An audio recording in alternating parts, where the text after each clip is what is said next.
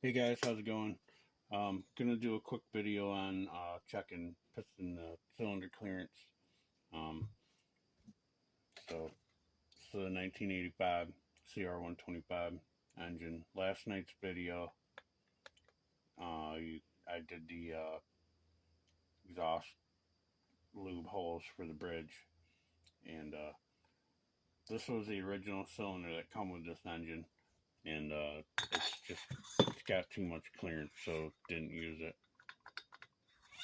But brand new plus 2 mil Go piston with it.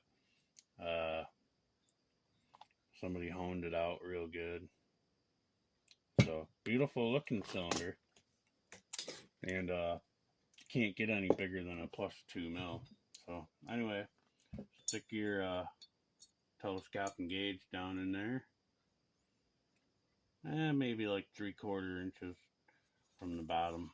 We'll do over the exhaust bridge here, like 1/4 inch to 1/2 inch above the top of the port. Where I'm doing, I've checked it in a few spots. It's pretty close all the way down. So take your measuring device. This is not a cheap one, but not a really expensive one. And I've checked it with my micrometer, and it's spot on or 0.01 mil off. It's close enough for me. So 5603, 5602, 602. It's like 5602.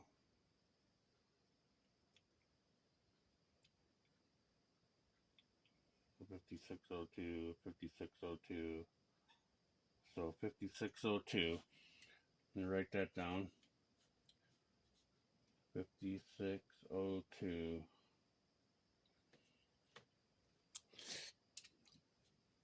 And take the piston, measure that at the bottom of the skirt.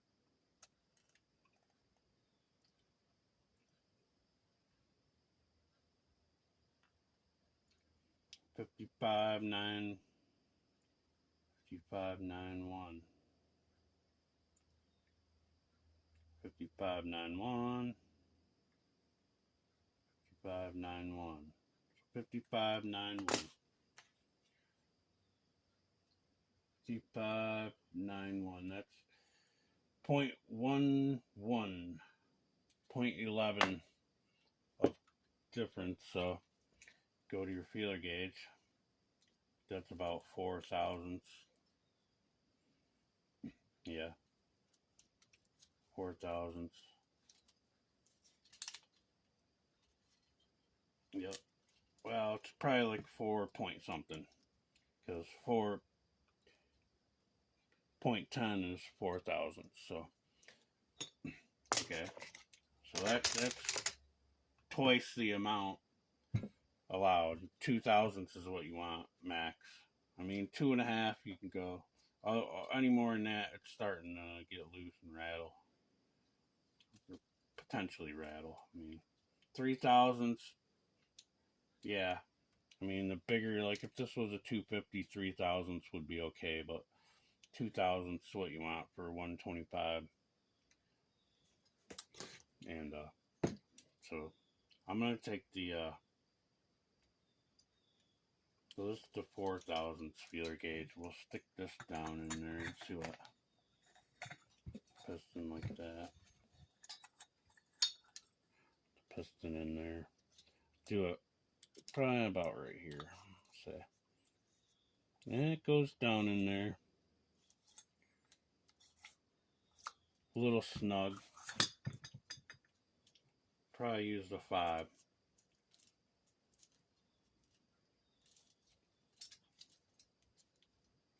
Where are the 5? There you are. So the 5 is 0.13 millimeters, which is more likely what this is going to be. So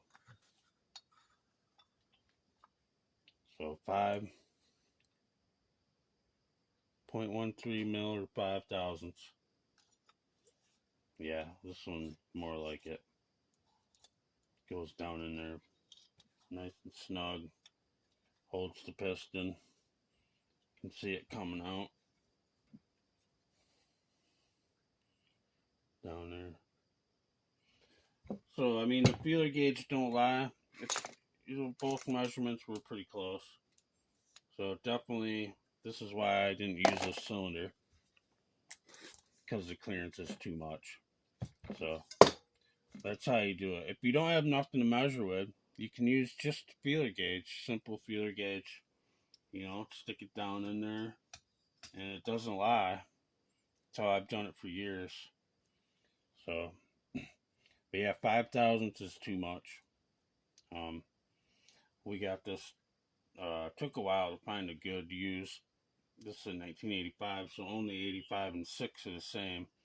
And took a while to find a good used cylinder, but he found a 30 thousandths over cylinder, and I got. I just looked at the measurement of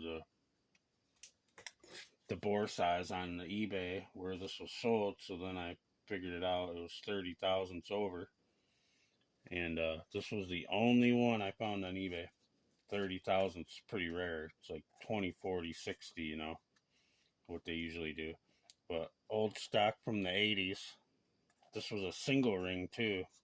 The OEM and the aftermarket Weisskos were double rings back in 85.